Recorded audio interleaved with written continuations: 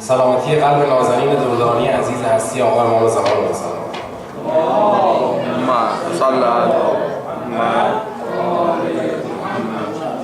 بسم الله الرحمن الرحیم. ضمن عرض سلام و ادب و احترام خدمت سرورای خودم عرض کنم به مناسبت با توجه به اینکه داریم به نیمه شعبان نزدیک میشیم، چند بیت شعری رو در وصف آقا امام زمان میخوام تقدیمتون کنم. البته قبل از سخنرانی حاج آقا بدیعی که بعد از سخنرانیشون هم میریم به استقبال نماز مغرب روشن شد. عنوان شعر رو گذاشتم بهار بی امام زمان. در واقع شعر رو به لهجه بروجردی نوشتم که به لهجه بروجردی میشه بهار بی امام زمان. امیدوارم نیاز به ترجمه نداشته باشه.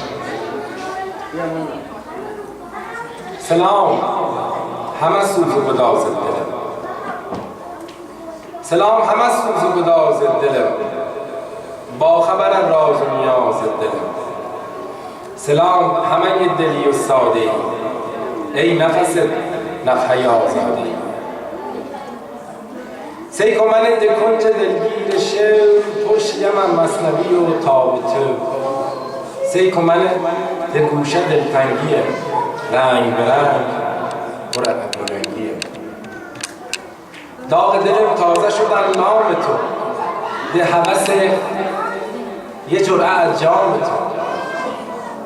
مردم از این درد غریبی و داغ کی مرسم غروب یوم الفراق.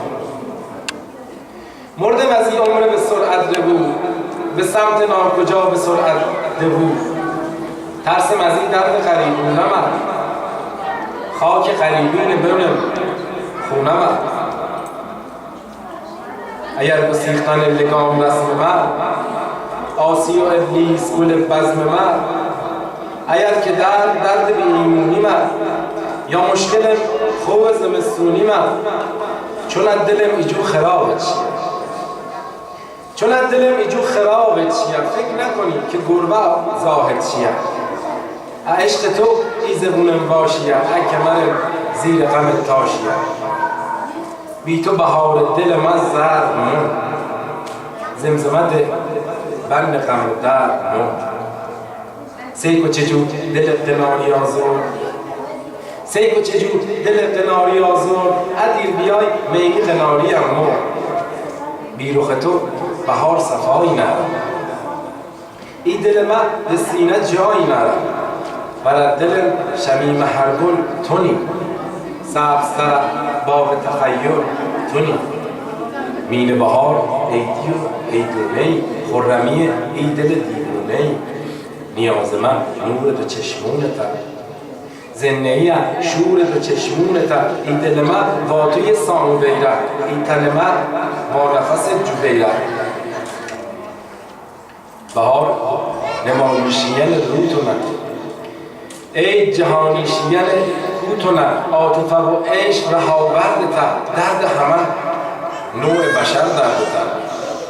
ده ساعت عزیز حضور تو، و یمن با شکوه عبور تو. کبیر و خوش نوید بارون میاد، چون که هوا بوی بهارون میاد، چون که هوا بوی بهارون میاد. با امید اینکه بتونیم خودمون رو آماده کنیم واسه ظهور امام زمان سلام.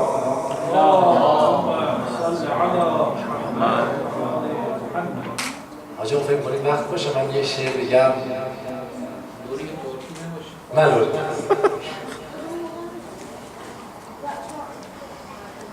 عرض کنم خدمتتون، همونجور که اطلاع دارید دو تا کشور هستن که تفکر آخرالزمانی دارن، ایران شیعیانش و اسرائیل و یهودیان که اعتقاد دارن آخرالزمان رو با مهاجرت به سرزمین موعود باید رقم بزنن، ولی ما شیعیان اعتقاد داریم که نه، امام زمان باید ظهور کنن تا جهان پر از عدل و داد کنن. متاسفانه از اون یهودیان واسه این اعتقادشون همه کار میکنن، به قول امام 100 ساله برنامه‌ریزی میکنن، ولی ما متاسفانه کاری نمی‌کنیم، فقط میگیم مهدی بیا مشکلات حل. در صورتی که امام زمان به شیخ مفید می‌فرمایند اگر شیعیان در راه پیمانی که ما دارن همدل میشدن هم زودتر از اینا ما رو بودن. من اعتقاد دارم حمایت از 63مین نامه به امام زمان تمرین حمایت از خود امام زمانه، چون دوست ندارم کربلا از دوباره واقعی کربلا از دوباره اتفاق بیفته. چند بیت رو به رهبر انقلاب هدیه میکنم که انشالله هم پیرو واقعی ایشون باشم هم پیرو امام زمان باشم. بسم الله الرحمن الرحیم. مردم رهبرمون تنهاست، واسش دعا کنید. رهبرمون تنهاست، واسش دعا کنید. همدم با غمهاست، واسش دعا کنید. هدف تیر و کمان دشمن قلب پاک آواز، واسش دعا کنید. نذاریم ولایتم مثل نماز قضا بشه، ولایت آبروی ماست، واسش دعا کنید. امروز حیله‌گریش گل کرده، امروز حیله‌گریش گل کرده، نیتش خونه نشینی مولاست، واسش دعا کنید. مثل اجداد غریبش آقا در حصار تحمیلگراست، واسش دعا کنید. جرم اون رشادتون معامله با فریمیسنای آمریکاست، واسش دعا کنید. با لیبرال نواخوار یهود یا همون سود زیاد بانکاست، واسش دعا کنید. آخه این سید دانشمندمون نایب امام زمان ماست، واسش دعا کنید. جگرش خون شده از جهل و نفاق، غربتش مثل علی مرتضاست، واسش دعا کنید.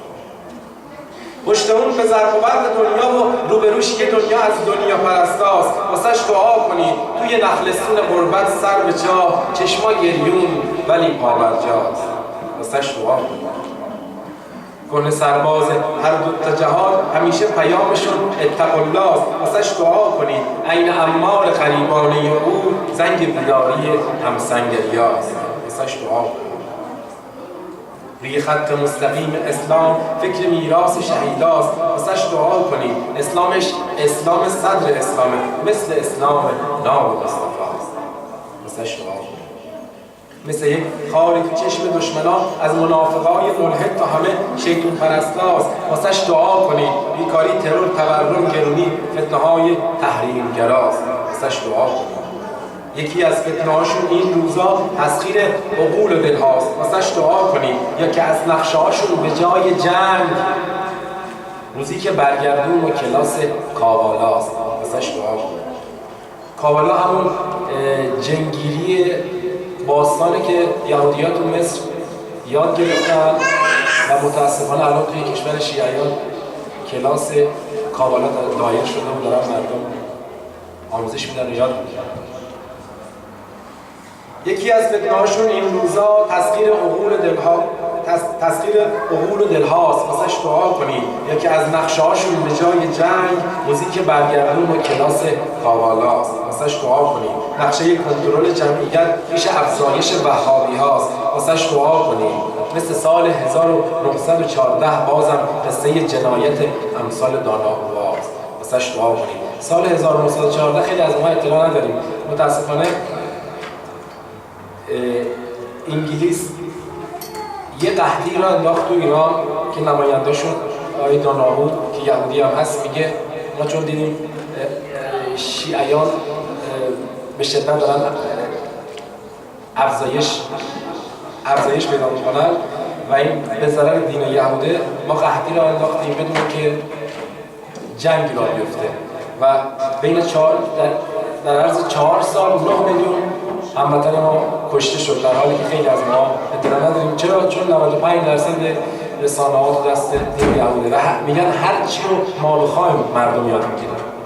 مثل سال 1914 بازم قصه جنایت امثال داناهواست، واسش دعا کنید. قصه داغ دل استکبار از زمان موعود جای سرزمین اونهاست، واسش دعا کنید. از امام شهدا و انقلاب یا که از منجی در راست، واسش دعا کنید. از زمانی که محمد فرمود زمان ظهور مولا، واسش دعا کنید. زمان ظهورمون واسش دعا کنیم.